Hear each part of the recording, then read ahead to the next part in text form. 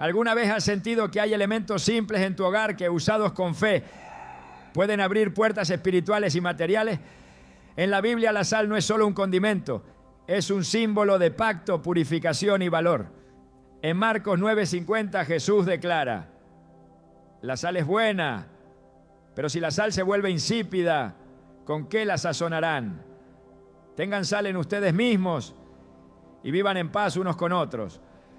Este versículo encierra una verdad espiritual profunda. Cuando nuestra fe se activa, como la sal, purifica, conserva y atrae bendición.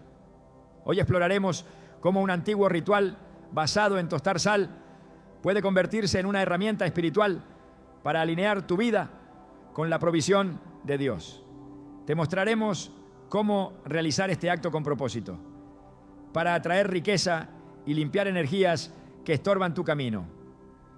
¿Estás listo para entender lo que Dios tiene reservado para ti a través de algo tan sencillo como la sal? Desde el inicio de los tiempos, Dios ha escondido grandes verdades en cosas aparentemente simples. Nos ha hablado a través del agua, del fuego, de la tierra y también de la sal. A primera vista, este elemento puede parecer insignificante. Lo usamos a diario para cocinar, conservar alimentos o realzar sabores. Pero en el lenguaje de Dios, nada es banal. Todo tiene un significado, una enseñanza, un propósito. Y cuando hablamos de sal en la Biblia, estamos entrando en un terreno sagrado lleno de simbolismos espirituales que muchos han pasado por alto. Hoy comenzaremos a desenredar ese misterio y verás cómo este elemento tan común puede ser una llave espiritual para abrir puertas de bendición y provisión que han estado cerradas durante años. La primera vez que la sal aparece en la Biblia no lo hace como un simple mineral, sino como parte de una ordenanza divina. En Levítico 2:13, Dios dice: sazonarás con sal toda ofrenda que presentes. No dejarás que falte jamás de tu ofrenda la sal del pacto de tu Dios. En toda ofrenda presentarás sal. ¿Por qué Dios sería tan específico al respecto? ¿Qué tiene la sal que Él la llama la sal del pacto? Aquí no se trata de sabor, se trata de símbolo. La sal, en los tiempos bíblicos, representaba permanencia, purificación y compromiso. Era usada para sellar pactos que no debían romperse jamás. Porque así como la sal preserva los alimentos de la corrupción, también el pacto debía mantenerse puro e incorruptible. Lo que Dios estaba diciendo era claro: cuando traigas algo a mi altar, que tu entrega sea verdadera, duradera y libre de corrupción. Jesús retoma esta imagen siglos después y le da una aplicación directa a nuestras vidas. En Marcos 9:50 dice: la sal es buena, pero si la sal se vuelve insípida, ¿con qué la sazonaréis?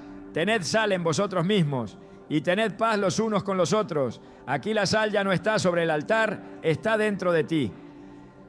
Es un llamado a conservar tu pureza, a no perder tu esencia, a no vivir como alguien sin pacto. Porque cuando pierdes el sabor de tu propósito, cuando olvidas tu identidad espiritual, te conviertes en alguien que ya no conserva, que ya no preserva, que ya no impacta. Jesús no está hablando de sazonar una comida, está hablando de sazonar tu vida. Por eso cuando hablamos de tostar sal como parte de un acto espiritual, no estamos entrando en terreno supersticioso, sino profundamente simbólico. No se trata de activar algo místico como si estuviéramos manipulando fuerzas, sino de recordarle al alma que fuimos llamados a vivir bajo un pacto eterno, que nos fue dado para preservarnos del deterioro espiritual y mantenernos alineados con la voluntad divina. Cuando alguien tuesta sal con fe, lo que está haciendo es elevar su entendimiento espiritual. Está tomando algo ordinario y consagrándolo a lo extraordinario. En la historia del Antiguo Testamento encontramos otro uso significativo de la sal que ilustra su poder espiritual. En 2 Reyes 2:19 a 22, el profeta Eliseo realiza un acto aparentemente extraño. El pueblo le dice que las aguas de la ciudad están malas y que la tierra es estéril. Entonces Eliseo pide un recipiente nuevo con sal, va al manantial y arroja la sal diciendo: así dice el Señor, yo he sanado estas aguas, ya no habrá en ellas muerte ni esterilidad. Y desde ese día las aguas quedaron sanas. ¿Fue la sal la que sanó? Number. Fue la obediencia del profeta a un acto simbólico respaldado por la palabra de Dios. Eliseo no lanzó sal como un mago lanza polvo. Lo hizo como un hombre que entiende que lo físico puede activar lo espiritual cuando está alineado con el mandato divino. Este es el poder oculto de la sal. Su función en las Escrituras no es solo literal, sino profundamente profética. Es la señal de algo que purifica, que da sabor, que sana, que sella, que protege. En el mundo antiguo, cuando dos personas sellaban un pacto de lealtad, comían pan con sal. Era una forma de decir: esta alianza es inquebrantable. En Esdras 4:14, incluso los enemigos de Israel usan esta expresión para dirigirse al rey persa.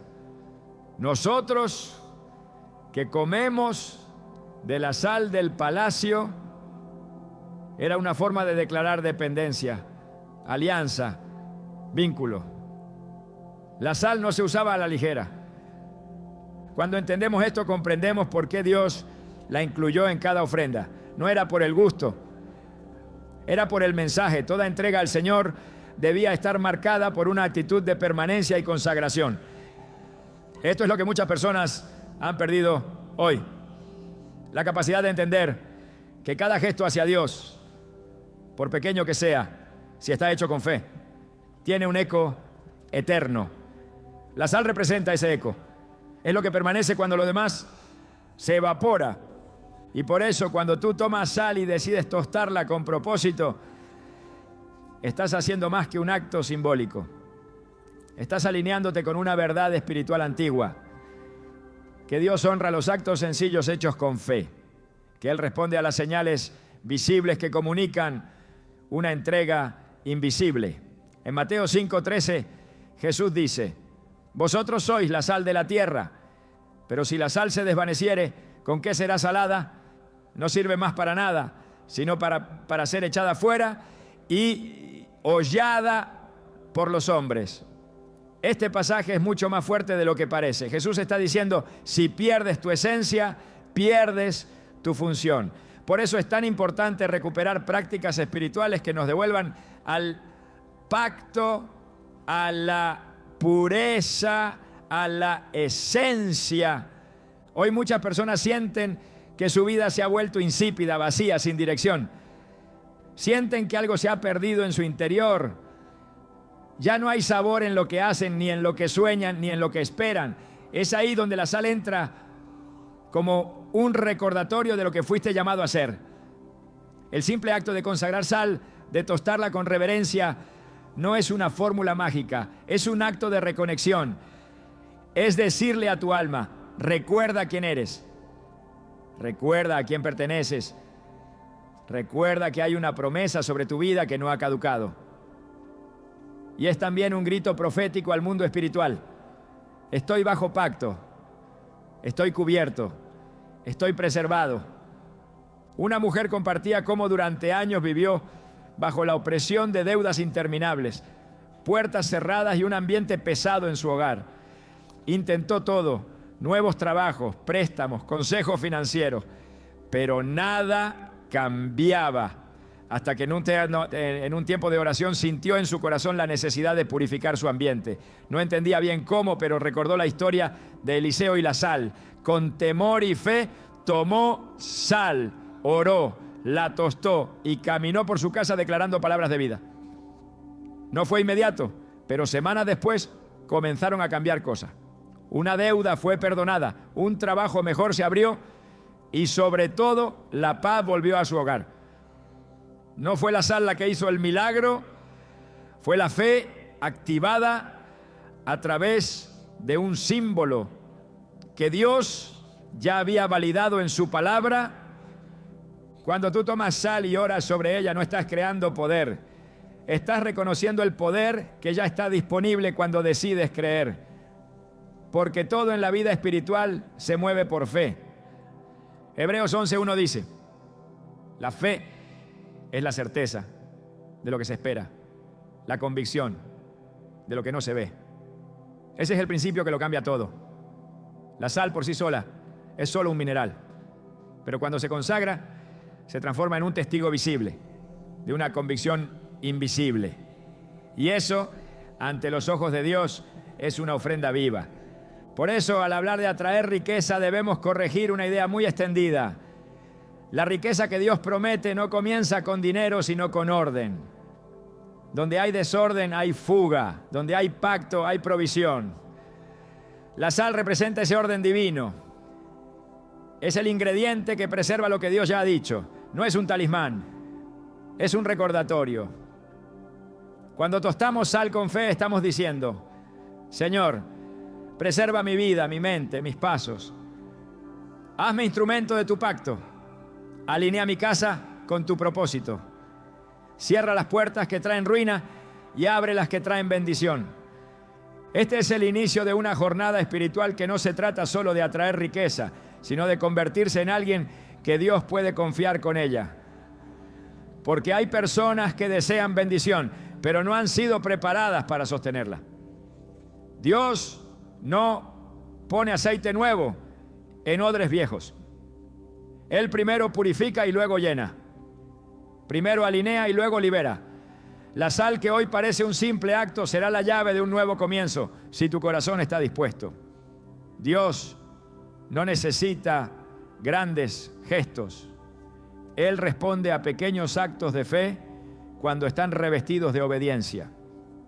Esta es la razón por la que empezamos aquí, con este elemento tan pequeño pero tan poderoso. Porque muchas veces el poder de Dios no se manifiesta en las cosas grandes, sino en lo humilde, en lo escondido, en lo que el mundo desprecia. La sal, cuando es puesta en el fuego, se transforma, cambia su estructura, se convierte en algo distinto. Y así también tú, cuando pasas por el fuego con fe, no eres destruido, eres transformado. Esta primera parte del ritual es eso. Recordar quién eres, a qué fuiste llamado y permitir que Dios te devuelva el sabor que habías perdido. La sabiduría divina se manifiesta en formas que para el ojo natural parecen simples o incluso insignificantes. Dios, en su infinito entendimiento, ha elegido hablar a través de elementos físicos que bajo la mirada espiritual revelan una profundidad poderosa. En la Escritura encontramos un patrón inquebrantable. Lo natural es un puente hacia lo sobrenatural, y aquello que se puede tocar muchas veces es lo que Dios escoge para hacer visible lo invisible.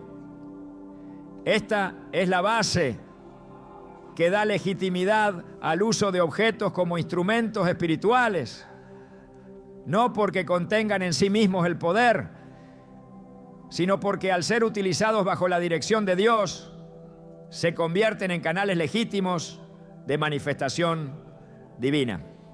Desde el principio de la historia bíblica vemos cómo Dios establece esta conexión entre lo material y lo espiritual. En Éxodo 14, Moisés levanta su vara, un objeto de madera ordinario sin poder por sí mismo, y el mar se abre en dos.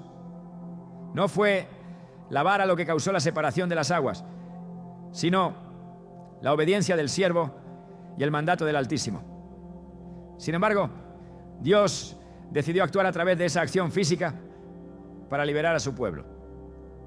Lo que el ojo humano veía era una vara levantada, pero en el mundo espiritual se activó una intervención directa del cielo.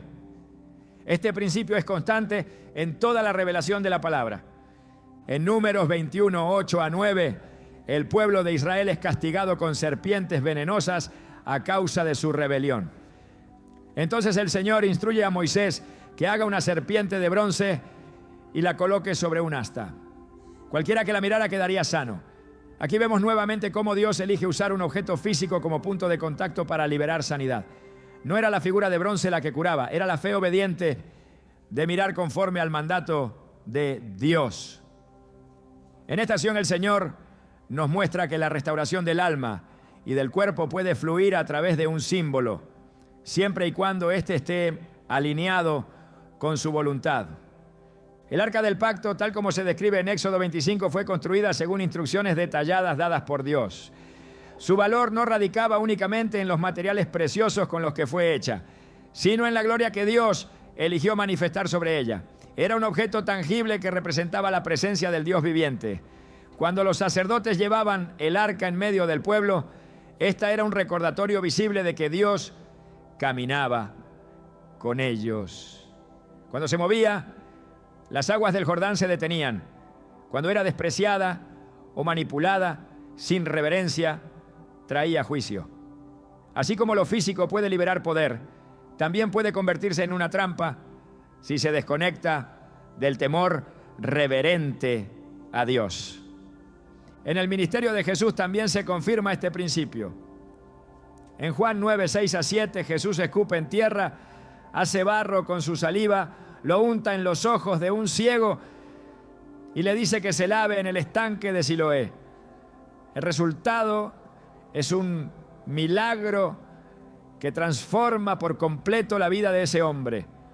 El barro, la saliva y el agua del estanque eran simples elementos naturales. Pero cuando el Verbo encarnado los utiliza con propósito, se convierten en vehículos de luz y restauración. En Marcos 5, 27 a 29, una mujer toca el manto de Jesús, creyendo que al hacerlo recibiría sanidad. Inmediatamente, su hemorragia cesa.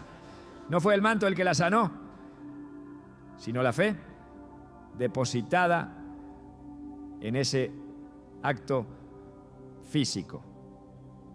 Jesús mismo confirma esto al decir: tu fe te ha sanado. Estos pasajes confirman que la dimensión espiritual no está separada de lo que hacemos con nuestro cuerpo y nuestros sentidos. Dios no necesita objetos para actuar, pero Él ha elegido una y otra vez canalizar su poder mediante lo tangible, porque así entrena nuestra obediencia, fortalece nuestra fe y establece principios eternos. Es este mismo patrón el que sustenta el uso espiritual de la sal cuando es tratada bajo la dirección divina. Cuando hablamos de tostar sal como parte de un acto espiritual, no estamos sugiriendo que exista algún tipo de poder intrínseco en el mineral en sí. Lo que se activa es un principio, el de presentar algo visible a Dios como manifestación de una intención interna. Es lo mismo que sucedía con las ofrendas en el templo. El humo que subía del sacrificio era una señal de que la entrega se había hecho. En este caso, la sal representa el pacto y el acto de tostarla es la señal externa de una declaración interior, que deseamos purificación, preservación y alineación con la voluntad divina. En Romanos 12:1 el apóstol Pablo exhorta diciendo: presentad vuestros cuerpos como sacrificio vivo, santo, agradable a Dios, este es vuestro culto racional. Este versículo muestra que el culto verdadero no es meramente mental o emocional, sino que involucra el cuerpo, las acciones, los gestos. No basta con creer en lo íntimo, hay que actuar de forma visible. Por eso, la práctica de ciertos actos simbólicos en lo físico tiene tanto peso espiritual, no por lo que representan culturalmente, sino por lo que significan en la economía espiritual del reino. El mismo principio se ve en la Pascua. En Éxodo 12, Dios ordena a los israelitas que pinten con sangre de cordero los marcos de sus puertas. La sangre era natural, el gesto era físico, pero el impacto fue completamente espiritual. El ángel de la muerte pasó de largo por esas casas. No fue la sangre como sustancia la que detuvo al destructor, sino la obediencia al mandato divino. Fue la acción visible de fe lo que activó la protección. Así también ocurre con la sal. Cuando es utilizada de forma consagrada y con entendimiento bíblico, se convierte en una expresión válida de reverencia, pacto y purificación. En Primera de Reyes 17, el profeta Elías declara que no lloverá sino por su palabra. Luego, bajo instrucción divina, se oculta junto al arroyo de Querit, donde es alimentado por cuervos. Tiempo después, cuando el arroyo se seca, Dios lo envía a casa de una viuda en Sarepta. Allí, a través del poco de harina y el poco de aceite, se desata una provisión sobrenatural que sostiene al profeta, a la mujer y a su hijo. Una vez más, elementos naturales son usados como vehículos de milagro. El aceite y la harina eran ordinarios, pero al ser puestos en obediencia al plan de Dios, se convirtieron en instrumentos de abundancia. La Biblia está llena de estos ejemplos, porque Dios quiere que entendamos que el mundo espiritual no es abstracto, ni lejano, ni místico. Está profundamente entrelazado con lo que somos, con lo que tocamos, con lo que hacemos. Jesús instituyó la cena del Señor usando pan y vino. Dos elementos simples, pero que al ser consagrados se convierten en recordatorios vivos del sacrificio que nos da vida. Si Dios permite que el pan represente su cuerpo y el vino su sangre, entonces también puede permitir que la sal represente un pacto y que su transformación física en el fuego sea símbolo de una transformación espiritual interna. Cuando una persona realiza el acto de tostar sal con comprensión bíblica y fe genuina, lo que está haciendo es activar una conexión con principios eternos. Está utilizando lo físico como plataforma para lo espiritual. Y eso es totalmente coherente con la forma en que Dios ha obrado a lo largo de toda la historia de la redención. El error surge cuando se sustituye la fe por la forma o cuando se pretende manipular a Dios con gestos externos, sin transformación interna. Pero cuando el acto es una extensión del corazón rendido, entonces se convierte en una expresión santa y válida de devoción. En Hebreos 11:4 se dice que por la fe Abel ofreció a Dios más excelente sacrificio que Caín. Ambos hicieron una acción física, ambos trajeron algo, pero solo uno fue aprobado. La diferencia no fue el objeto, sino el corazón con el que se presentó. Este principio permanece hoy. Lo físico debe ir acompañado de reverencia, entendimiento y obediencia. Cuando esos elementos se alinean, lo ordinario se convierte en instrumento del cielo. La sal, entonces, al ser tratada como símbolo de pacto, es una herramienta poderosa cuando se usa conforme al diseño de Dios. No es una fórmula, no es un hechizo, no es un acto supersticioso. Es un lenguaje espiritual expresado con gestos visibles. Y al igual que sucedía con el aceite derramado sobre la cabeza del sacerdote en el Salmo 133, hay momentos en los que una acción física desata una atmósfera espiritual de unidad, bendición y vida eterna. Así como ese aceite bajaba por la barba de Aarón trayendo consagración, también la sal que se consagra con fe comunica una intención clara, la de volver al pacto, al orden, a la alineación con el propósito eterno de Dios. La conexión entre lo físico y lo espiritual no es una invención humana, es un diseño establecido por Dios para entrenarnos en obediencia, para enseñarnos que nuestra fe no debe quedarse encerrada en la mente, sino que debe traducirse en acciones, en gestos, en actos concretos que revelen la profundidad de lo que creemos. El ritual de tostar sal se enmarca dentro de este patrón, un acto exterior que refleja una decisión interior, una fe que se mueve, una palabra que se convierte en fuego, una declaración visible de que seguimos bajo el pacto que preserva y purifica. Hay actos que en apariencia parecen sencillos, pero que contienen en su ejecución una profundidad espiritual imposible de medir con los sentidos. Dios no necesita grandes manifestaciones externas para operar. Muchas veces el milagro se inicia en lo discreto, en lo secreto, en lo obediente. Así ocurre con el ritual de tostar sal. No se trata de un acto externo vacío, ni de una fórmula. Es un movimiento interno expresado con un gesto físico. El alma que ha comprendido el peso simbólico de la sal y que reconoce el patrón bíblico, donde lo natural activa lo espiritual, entra a este acto con reverencia y propósito. La sal, como símbolo de pacto, pureza y permanencia, ya ha sido establecida por las Escrituras. Sin embargo, cuando es sometida al fuego, ese símbolo se transforma en declaración.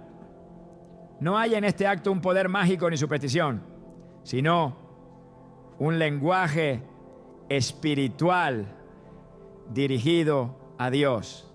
Lo que se hace en lo visible tiene implicaciones invisibles cuando es ejecutado con entendimiento, humildad y fe. En el contexto espiritual, el fuego representa juicio, purificación, presencia y gloria. El altar del templo no estaba completo sin fuego. El incienso no subía sin fuego. El sacrificio no se consumía sin fuego. La señal de que Dios había recibido una ofrenda era el fuego que descendía desde el cielo. Por eso, tostar sal es más que un gesto práctico. Es un acto que encierra simbolismo sacerdotal. Es tomar un elemento consagrado y exponerlo a la prueba, al calor, a la transformación. Es declarar: purifica lo que soy, quita lo que sobra, preserva lo que permanece. El profeta Malaquías habla del refinador que purifica con fuego a los hijos de Leví para que puedan ofrecer al Señor una ofrenda en justicia. Esta purificación no es literal, sino espiritual, pero se expresa a través del lenguaje del fuego, porque en la economía divina la transformación se representa con calor. Cuando alguien toma sal y la tuesta en señal de rendición espiritual, está diciéndole al cielo que desea pasar por ese mismo proceso de purificación interior. La sal, al ser sometida al calor, cambia su textura, su color, su olor. Lo mismo ocurre con el alma cuando se somete al fuego divino. Ya no permanece igual porque ha sido expuesta a la presencia de Dios. No hay instrucciones técnicas en la Biblia sobre este tipo de ritual, porque el énfasis de Dios nunca ha estado en la mecánica, sino en el significado. La Escritura nos muestra que los símbolos tienen fuerza cuando están sustentados por el corazón.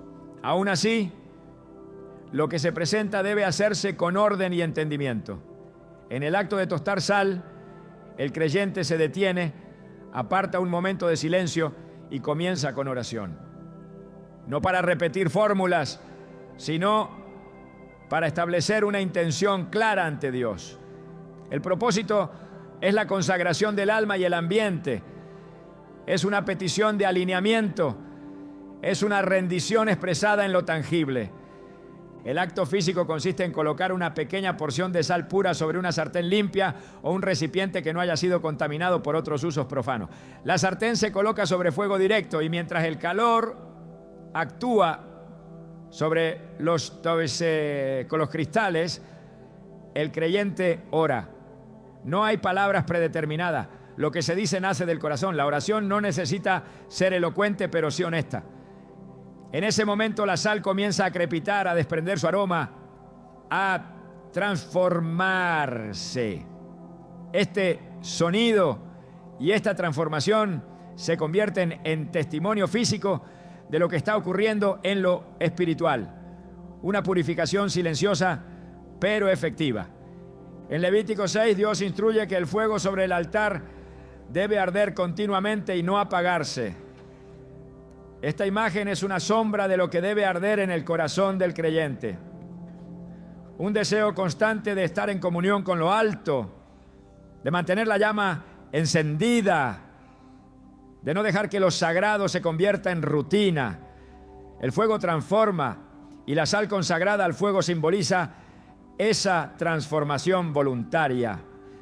Es una oración sin palabras que dice: acepta mi vida como sacrificio vivo. El tiempo que la sal permanece sobre el fuego no se mide por segundos, ¿no?, sino por discernimiento. El creyente no observa la sal con ansiedad, sino con recogimiento. En ese momento no se busca un resultado visual, sino una respuesta espiritual. Cuando la sal ha sido tostada y el alma ha expresado su rendición, el fuego se apaga y los residuos se dejan enfriar. Algunos los dispersan simbólicamente fuera de casa, otros los entierran, otros los colocan en un pequeño recipiente como recordatorio de que el pacto ha sido renovado. No hay regla fija, porque el poder no está en el método, sino en el motivo.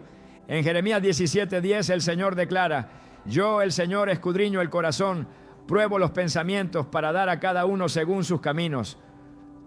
Lo que Dios observa no es la intensidad del fuego ni el color que toma la sal, sino la sinceridad del corazón que realiza el acto. El ritual es un puente, no un fin. Es una expresión visible de una decisión invisible. Es una señal para uno mismo, para el cielo y para el entorno espiritual de que algo ha sido declarado en la autoridad del nombre de Dios. Este tipo de práctica encuentra respaldo en muchos pasajes donde lo físico se convierte en expresión de un cambio interno. En el bautismo, el cuerpo se sumerge en agua, pero es el alma la que declara su transformación. En la imposición de manos hay contacto físico, pero lo que fluye es un poder invisible. En la unción con aceite se marca el cuerpo, pero lo que se activa es la gracia. De la misma manera, al tostar sal, se está estableciendo una atmósfera de renovación, donde lo visible se convierte en testimonio de lo que ocurre en lo eterno. Dios es un Dios de señales. En Génesis 9 coloca el arco iris como recordatorio de su pacto con la humanidad. En Éxodo 12 la sangre en las puertas era señal de protección. En Josué 4, 12 piedras del Jordán se levantan como memorial de la fidelidad divina. Las señales no son para sustituir la fe, sino para reforzarla. La sal tostada se convierte en una de esas señales, no porque tenga un valor inherente, sino porque recuerda al alma lo que se ha declarado ante Dios. Un deseo de romper con todo lo que contamina, de cerrar puertas al desorden, de activar ambientes de bendición. Cuando el ritual se realiza, no debe haber expectativa supersticiosa. La transformación que se busca es espiritual primero, interna, duradera. La riqueza que se activa no es material de inmediato, sino orden espiritual, visión clara, decisiones correctas. Es una apertura a la guía divina. En Proverbios 3:6 se nos dice: reconócelo en todos tus caminos y Él enderezará tus veredas. El acto de tostar sal es una forma de reconocimiento. Es una manera de decir: este camino, esta casa, esta vida están bajo tu dirección. Es también un rechazo activo a la confusión, al caos, a la presencia de lo que interrumpe la bendición. La Escritura enseña que el templo debía ser purificado regularmente con fuego, con incienso, con sacrificio. No por limpieza externa, sino por el principio de que lo consagrado se mantiene con acciones constantes. Así también el hogar, la vida, la mente y las finanzas deben ser purificadas espiritualmente.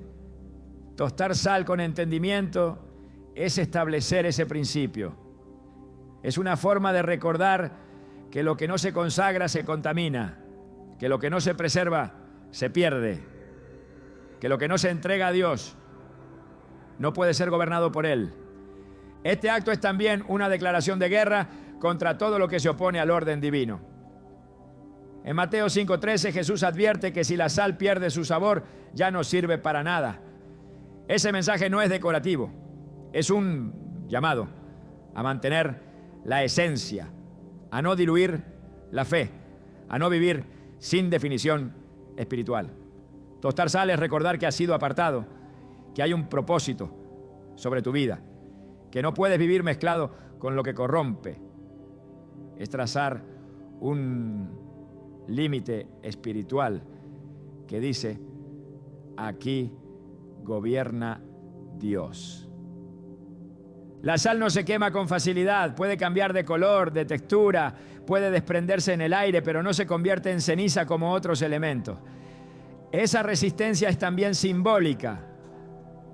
Representa la permanencia del pacto, la firmeza del llamado, la estabilidad del propósito divino en medio del fuego.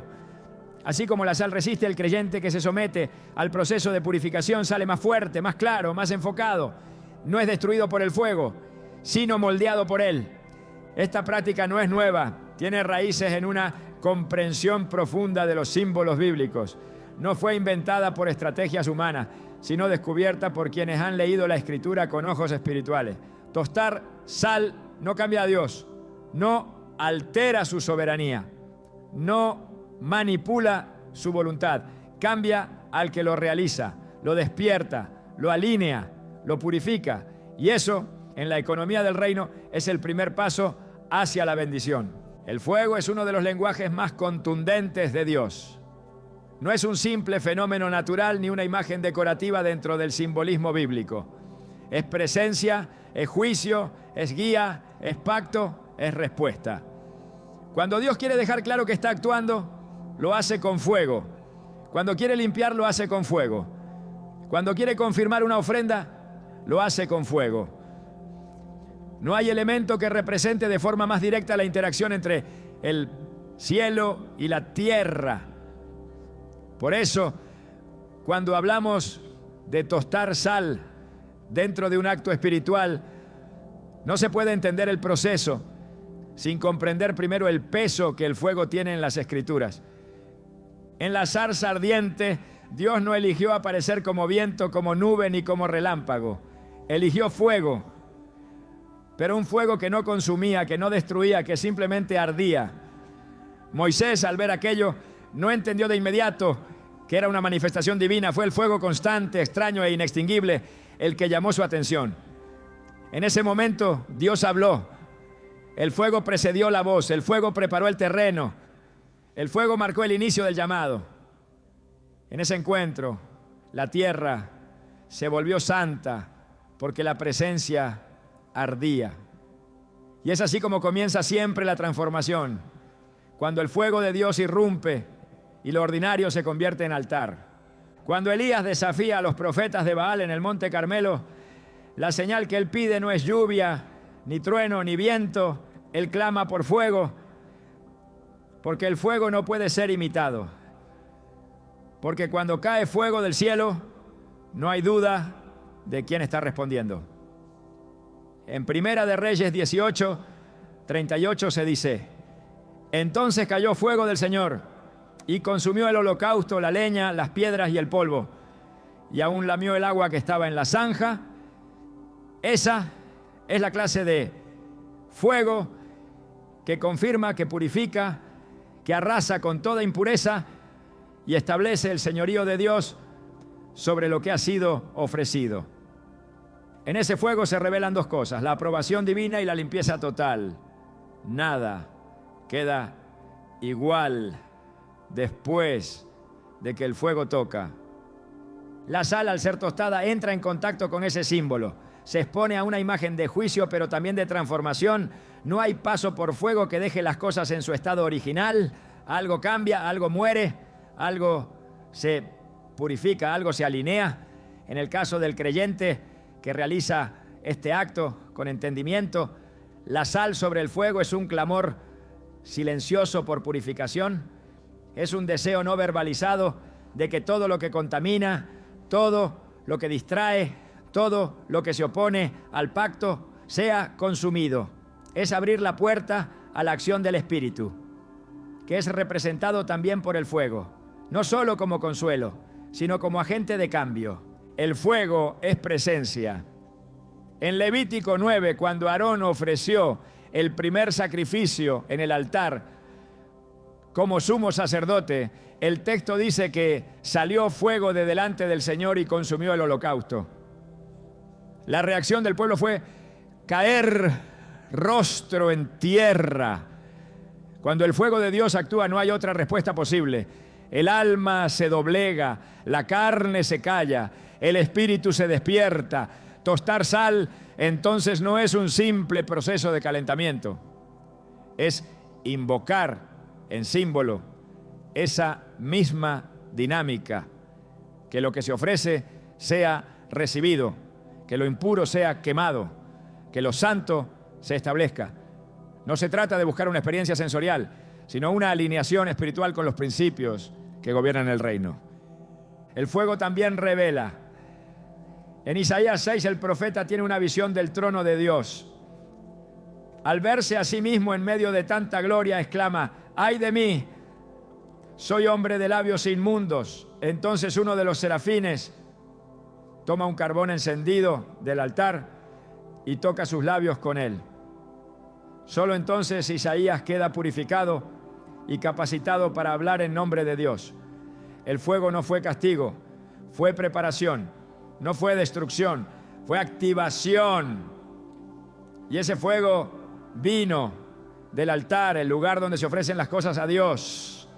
Por eso, cuando se expone la sal al fuego, con este mismo sentido de consagración, se está diciendo, sin palabras: purifica lo que digo, purifica lo que pienso, purifica lo que callo, toca mi esencia y hazla nueva.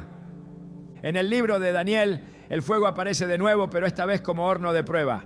Los 3 jóvenes hebreos se rehúsan a doblar rodilla ante el ídolo del rey y como castigo son lanzados al horno de fuego, calentados 7 veces más de lo normal.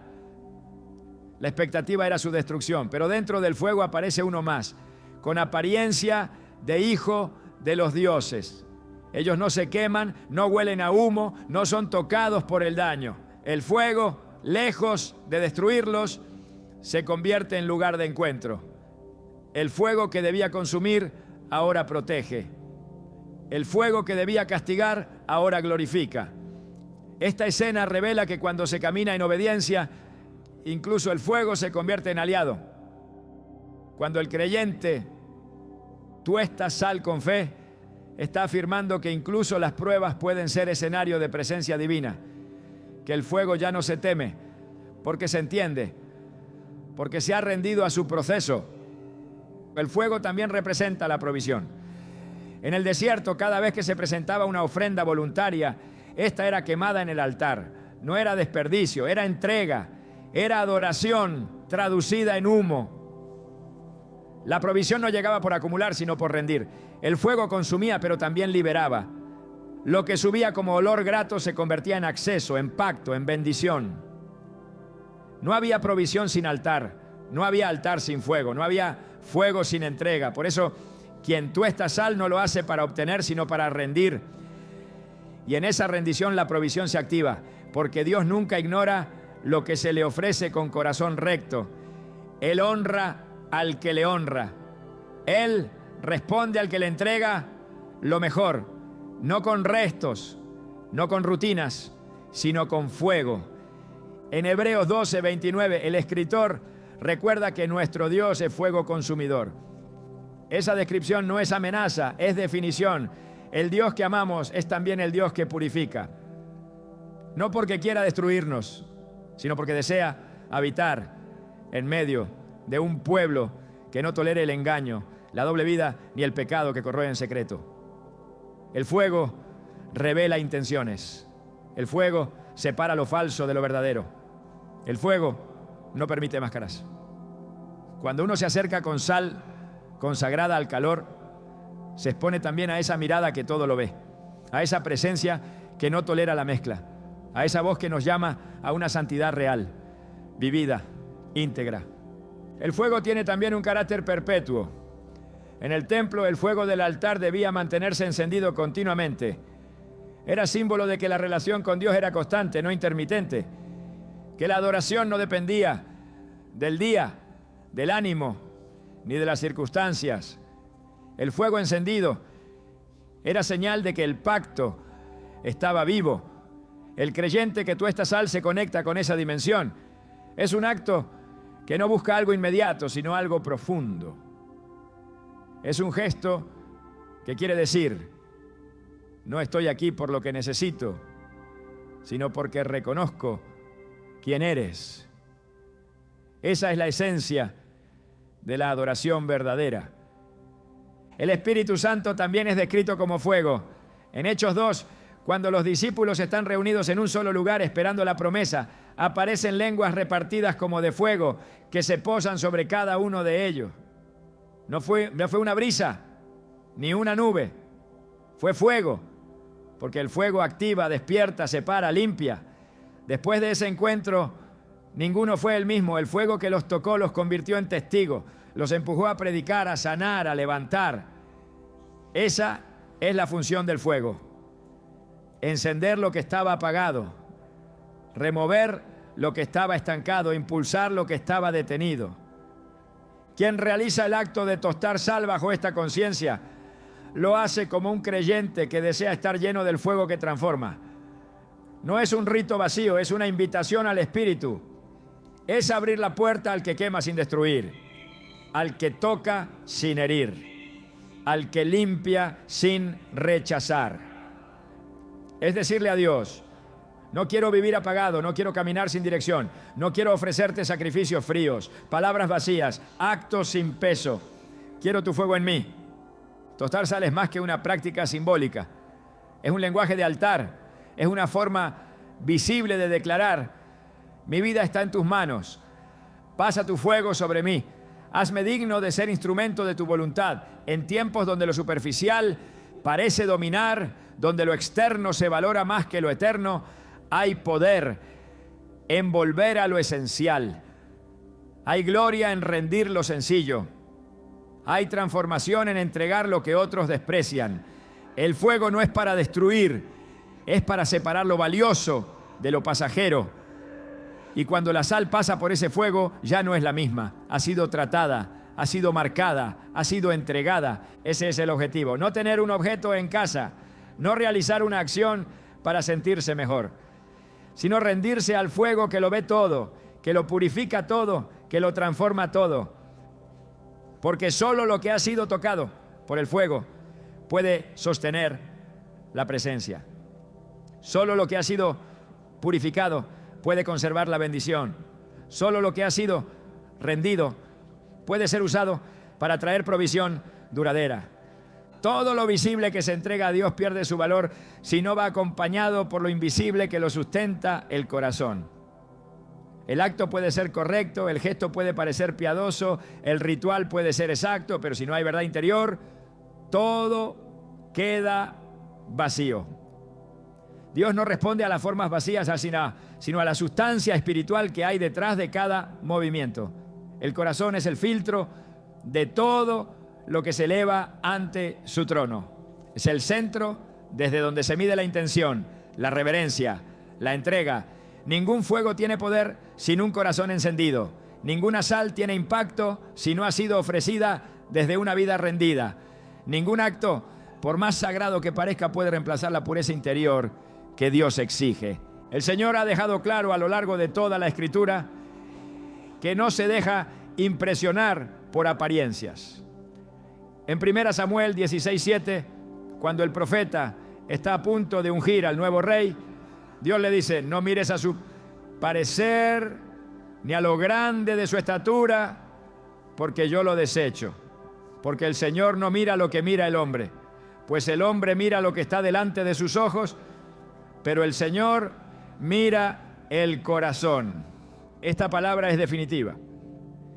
Dios no mira manos ocupadas si no vienen de un corazón limpio. No escucha oraciones decoradas si no nacen de un espíritu quebrantado. Lo que más pesa en el altar no es lo que se presenta, sino cómo se presenta. El acto de tostar sal, por significativo que sea, no puede sustituir la integridad interna. Es cierto que la sal representa el pacto y que el fuego representa la purificación. Pero cuando ambos símbolos son utilizados sin un corazón verdaderamente rendido, se convierten en formas sin fondo. En Isaías 29:13, el Señor reprende a su pueblo diciendo: este pueblo se acerca a mí con su boca y me honra con sus labios, pero su corazón está lejos de mí. Esa distancia entre lo que se dice y lo que se vive es lo que Dios no tolera. Lo que Él busca es congruencia, una entrega que sea reflejo de una vida consagrada, un símbolo que no sea una máscara, sino una manifestación verdadera de fe. En el tiempo de Jesús, los fariseos eran expertos en formas externas. Sabían los rituales, recitaban las oraciones, realizaban los actos visibles, pero sus corazones estaban endurecidos. Jesús los confronta diciendo que eran como sepulcros blanqueados, limpios por fuera, pero llenos de muerte por dentro. Y es precisamente esa imagen la que debemos evitar. Que la sal no se vuelva un recurso mecánico, que el fuego no se vuelva una costumbre religiosa, que la búsqueda no se vuelva una manipulación. Todo lo que no nace desde un corazón sincero corre el riesgo de convertirse en religión vacía. Dios no rechaza al que falla, rechaza al que finge, al que ofrece sin convicción, al que adora sin compromiso. El corazón, cuando está alineado con la voluntad divina, transforma cualquier acto en una ofrenda viva, aunque sea pequeño, aunque sea simple. Si proviene de un alma contrita y humillada, Dios lo recibe como olor fragante. En Salmos 51:17, David dice: los sacrificios de Dios son el espíritu quebrantado. Al corazón contrito y humillado no despreciarás tú, oh Dios. Este es el verdadero altar. Este es el verdadero fuego. Este es el ingrediente que lo cambia todo. Por eso, antes de realizar cualquier gesto espiritual, el creyente debe examinar su interior. No para caer en culpa, sino para entrar en sinceridad. Dios no busca perfección, busca autenticidad. Quiere actos reales que provengan de intenciones limpias. Quiere manos que se eleven sin doblez. Quiere palabras que broten de una fuente pura. Quiere que cada símbolo, cada oración, cada fuego, cada sal tostada sea reflejo de una vida que ha decidido no esconder nada ante Él. Porque cuando el corazón está en el lugar correcto, hasta el gesto más simple se vuelve poderoso. El corazón es el único lugar donde Dios habita sin necesidad de intermediarios. El templo físico fue importante, pero cuando Jesús murió, el velo se rasgó y el acceso se volvió personal. Ahora el altar no está en un edificio, sino dentro del creyente. Y ese altar debe estar limpio, no con escoba, sino con rendición, no con repeticiones, sino con verdad. No con emociones pasajeras, sino con convicciones firmes. Todo lo que se levanta desde ese altar interno tiene peso en lo eterno. El acto de tostar sal tiene sentido solo cuando se convierte en la expresión visible de una búsqueda genuina. Cuando se hace sin corazón, se vuelve ceniza. Cuando se hace con corazón, se vuelve fuego aceptable. El cielo no responde a movimientos vacíos, sino a entregas completas. Por eso la verdadera riqueza que se activa no es la material primero, sino la espiritual. Es el resultado de un corazón que ha sido probado, afinado, purificado y dispuesto. Un corazón que no busca fórmulas, sino comunión. Un corazón que no quiere controlar a Dios, sino rendirse a Él. Así como el oro se purifica en el crisol, así también el corazón se moldea en la presencia. No basta con entender el símbolo, hay que vivir el significado. No basta con saber el paso, hay que encarnar la actitud. No basta con repetir la acción, hay que alinear la intención. Porque donde el corazón está en el centro, Dios está en el control. Y cuando Dios toma el control, La sal se vuelve señal, el fuego se vuelve gloria y la vida se convierte en un altar que no deja de arder. Cuando algo se mueve en el ámbito espiritual, aunque no pueda verse de inmediato, las señales comienzan a manifestarse. La sal que ha sido ofrecida con entendimiento, el fuego que ha sido invocado con reverencia y el corazón que se ha rendido con sinceridad, generan una reacción en el mundo invisible que inevitablemente se traduce en evidencias visibles. Dios no es indiferente a lo que se hace en fe. Él responde a los que le buscan con intención recta. Por eso, cuando el acto de tostar sal ha sido realizado en alineación con los principios del reino, comienzan a manifestarse cambios que no pueden ser atribuidos al azar. La primera señal no suele ser material, sino espiritual. El ambiente cambia, algo en la atmósfera se libera. Se percibe una paz que no depende de las circunstancias, una ligereza que no proviene del descanso físico. Es la señal de que lo que estaba atado ha comenzado a soltarse. En Filipenses 4:7 se dice que la paz de Dios sobrepasa todo entendimiento y guarda el corazón y los pensamientos. Esa paz no es emocional, es espiritual. Es la evidencia de que el cielo ha tomado el control, de que lo que se entregó en el fuego ha sido recibido, de que el altar ha sido activado. La confusión empieza a disiparse. Las decisiones que antes parecían borrosas se vuelven claras. Se ordena lo interno y ese orden se refleja también en lo externo. El caos invisible que rodeaba ciertos ambientes comienza a ceder. Las tensiones se desvanecen sin explicación lógica. Las discusiones sin sentido se apagan. Los lugares donde antes parecía que todo salía mal comienzan a recuperar el equilibrio. Esto no ocurre por efectos psicológicos, sino por alineación espiritual. Cuando lo impuro es removido, la bendición encuentra espacio. Cuando la atmósfera se limpia, la provisión fluye con libertad. El libro de Malaquías muestra que cuando el pueblo de Israel comenzó a honrar a Dios con ofrendas limpias, las ventanas de los cielos se abrieron. No se trataba solo de traer algo físico, sino de restaurar el orden espiritual. Entonces Dios dijo: reprenderé también por vosotros al devorador.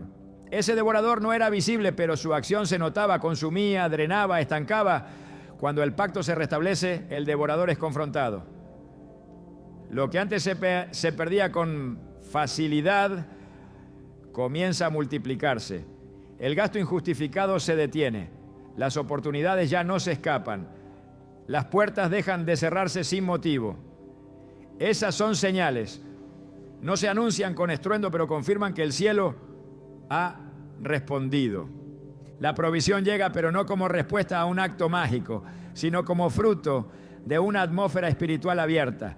En 2 Reyes 4, cuando el profeta Eliseo le da una instrucción a la viuda para que recoja vasijas vacías y las llene con aceite, el milagro ocurre mientras ella obedece. El aceite fluye solo mientras hay recipientes disponibles.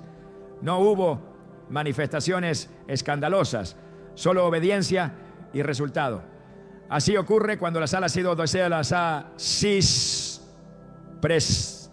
presentada con reverencia y el fuego ha sido aceptado por Dios. Comienza a fluir el aceite, comienzan a llenarse los espacios que estaban vacíos, comienza a moverse una bendición silenciosa pero poderosa. Las oportunidades que antes parecían lejanas se acercan sin esfuerzo. Las conexiones correctas llegan sin manipulación. Las puertas que estuvieron cerradas durante mucho tiempo comienzan a destrabarse. En Isaías 45:2, Dios promete: yo iré delante de ti y enderezaré los lugares torcidos. Quebrantaré puertas de bronce y cerrojos de hierro haré pedazos. Esa promesa no es poética, es una realidad para quienes caminan en pacto. Las puertas de bronce simbolizan obstáculos duros, inquebrantables por medios humanos. Pero el que ha entrado en pacto con Dios y ha purificado su altar, tiene derecho a esperar que esas puertas se abran. No por mérito, sino por alineación. Comienzan también a llegar respuestas a oraciones estancadas. Clamor que parecía ignorado empieza a tener eco. Situaciones bloqueadas comienzan a fluir. No porque el acto en sí tenga poder, sino porque ha establecido un ambiente en el que Dios se complace en actuar. En el libro de Daniel, cuando el profeta ora, el ángel le revela que la respuesta había sido enviada desde el primer día, pero hubo oposición espiritual. Cuando el ambiente espiritual es sanado, esa oposición ya no tiene base legal para resistir. Lo que estaba retenido es liberado. Lo que estaba detenido es impulsado. Lo que estaba oculto sale a la luz. Los sueños comienzan a alinearse. La visión se aclara. Lo que antes parecía incierto, ahora se ilumina. El Salmo 119, versículo 105 dice: lámpara es a mis pies tu palabra y lumbrera a mi camino. Cuando se activa un ambiente de luz, las decisiones se toman con sabiduría. Las ideas que estaban en confusión se ordenan. La creatividad regresa. La estrategia aparece. Se abren los ojos a posibilidades que antes estaban bloqueadas por el desorden espiritual. El acto de tostar sal, cuando es realizado en verdad, tiene el poder de romper la ceguera interior y restaurar el discernimiento perdido. También se produce un rechazo natural hacia todo lo que ya no está alineado con el nuevo orden espiritual. Relaciones que drenaban energía comienzan a alejarse sin necesidad de confrontación. Hábitos que antes costaban romper pierden fuerza. Lo que era una lucha constante se vuelve una decisión simple. El ambiente interior ha cambiado y el entorno responde a ese cambio. La atmósfera se purifica y esa pureza atrae. La riqueza comienza como orden, luego se convierte en dirección, luego en recursos. Pero el primer paso es invisible, aunque tangible para el espíritu. En Lucas 6:38, Jesús declara: dad y se os dará, medida buena, apretada, remecida y rebosando darán en vuestro regazo. Esta es la naturaleza de la provisión cuando hay alineación. Lo que se da con fe regresa multiplicado. No por ley de intercambio, sino porque el corazón que ha sido probado y ha sembrado en obediencia está listo para administrar más. Y cuando la riqueza llega, lo hace con propósito. Ya no como un fin, sino como un medio. Ya no como una carga, sino como una herramienta para extender el reino. La sal tostada, el fuego encendido, el altar restaurado, todo converge en un solo objetivo: preparar al creyente para que pueda vivir en bendición sin que la bendición lo destruya. Las señales no son para gloriarse, sino para confirmar que el camino ha sido aprobado. Lo que antes era resistencia se vuelve acceso. Lo que antes era escasez se vuelve flujo. Lo que antes era oscuridad se vuelve claridad. Así responde Dios cuando se honra su pacto con sinceridad. Todo lo que Dios establece tiene un propósito que trasciende el momento. Nada en el reino es simbólico sin función. Nada es ritual sin impacto eterno. Por eso el acto de tostar sal no puede verse como una herramienta puntual para recibir algo específico, sino como una llave espiritual que abre una dimensión de vida completamente distinta. Una vida bajo pacto, bajo fuego, bajo alineación divina. La verdadera riqueza no es lo que se acumula, sino lo que se activa cuando un alma vive bajo el gobierno de lo eterno. La sal no fue creada solo para sazonar, fue establecida como un recordatorio permanente de permanencia, santidad y propósito. Cuando la sometemos al fuego, no estamos simplemente obedeciendo un acto simbólico, sino recordándole al cielo y a nosotros mismos que pertenecemos a algo más grande que nuestras necesidades inmediatas.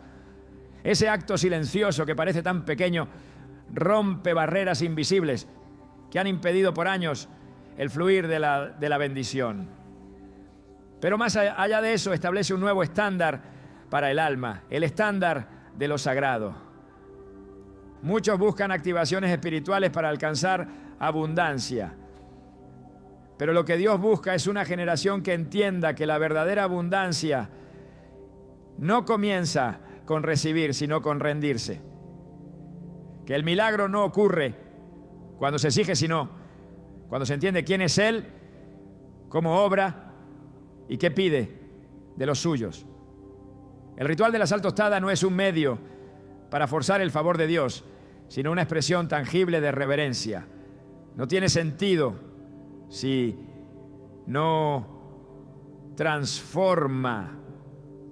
No tiene valor si no redirige la vida hacia un caminar más profundo con su presencia. Esta práctica no sustituye la oración, ni la obediencia, ni la integridad. Las confirma, las acompaña, las reafirma. Es un lenguaje espiritual que se suma a una vida que ya ha sido entregada, no que intenta manipular lo celestial. Quien entiende esto deja de usar lo sagrado para alcanzar metas personales y comienza a usar sus metas personales para glorificar a Dios. Esa es la diferencia entre recibir algo pasajero y recibir algo que permanece. Porque cuando la bendición llega como consecuencia del orden espiritual, se sostiene, no se evapora, no se pierde. La riqueza que se activa en este proceso no es solo económica, es integral. Es la riqueza de saber quién eres en Dios, la riqueza de tener paz cuando otros tienen ansiedad, la riqueza de vivir guiado por propósito y no por presión, la riqueza de reconocer que hay protección invisible que guarda lo que has construido. Esa riqueza no se mide en cifras, sino en frutos, frutos de obediencia, frutos de fe, frutos de transformación real. Y cuando esa dimensión se activa, algo más ocurre. El alma que ha experimentado el fuego y ha sido encontrada fiel se convierte en canal. Deja de vivir para sí, comienza a bendecir a otros con la misma luz que recibió. Lo que se activó en lo secreto empieza a impactar lo público. Lo que comenzó con un gesto sencillo en la intimidad se convierte en señal para otros de que Dios sigue respondiendo. Porque cuando Él ve una vida rendida, no la usa solo para bendecirla, sino para que sea instrumento de bendición. Ese es el mayor resultado de este acto. No que algo cambie afuera, sino que algo despierte adentro. Que el creyente descubra que el reino no es inalcanzable, que la presencia no es solo para unos pocos, que la provisión no es solo para los que tienen contactos humanos, sino para los que tienen pacto con el cielo. Y ese pacto se honra en lo secreto, se expresa en lo simple y se confirma en el fuego. ¿Estás listo para vivir desde ese lugar? Porque quien entiende esto ya no busca señales, se convierte en una